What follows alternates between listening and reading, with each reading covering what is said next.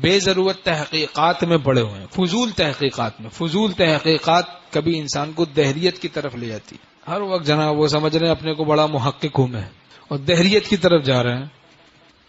Mobile کی بدماشیاں کسی بھی صورت میں ہوں وہ بدماشی ہے بھائی.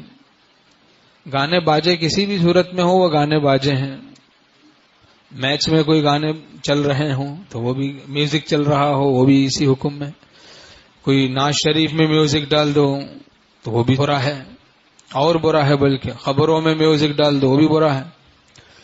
تو ہم کہتے ہیں دوستوں کو بے ضرورت یہ نیٹ استعمال کرنے والے اکثر کسی فتنے میں مبتلا ہو جاتے ہیں، اکثر کسی فتنے میں مبتلا ہو جاتے ہیں. حدیث شریف میں گانا باجا مٹانے کے لیے آیا ہوں. 10 سال پرانا تقوی ٹوٹ گیا لوگوں کا یہ اسمارٹ فون کی نحوست سے. غیر ضروری نیٹ استعمال کرنے میں لگ گئے، تقوی پر لقوہ گر گیا. کسی تصویر پہ نظر پڑ گئی، اب جناب دل میں ظلمت آ گئی، پھر اور آگے بڑھے، پھر پڑھتی چلی گئی، یہاں تک کہ بالکل ہی دل سیاہ ہو گیا. 2-4 اچانک نظریں جب پڑ جاتی ہیں تو پھر نور کہاں رہتا ہے، نور سرور پھر نہیں رہتا، ظلمت ہی ظلمت آ جاتی ہے رفتہ رفتہ. ویسے کہتے ہیں پوچھو مت، منع کر دیں گے.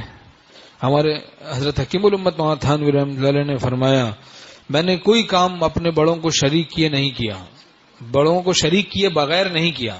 کوئی کام بھی اپنے بڑوں کو شریک کیے بغیر نہیں کیا، یعنی ان سے مشورہ کر لیا. ان کی شرکت سے برکت ہوتی ہے، نفسانیت سے حفاظت ہوتی ہے.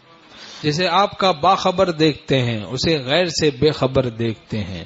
نبی کریم صلی اللہ علیہ وسلم کا جو باخبر ہے، متبع سنت اور شریعت ہے، جسے آپ کا باخبر دیکھتے ہیں اسے غیر سے بے خبر دیکھتے ہیں. غلامی سے تیری غلاموں کا رتبہ ملائک سے بھی فوق تر دیکھتے ہیں.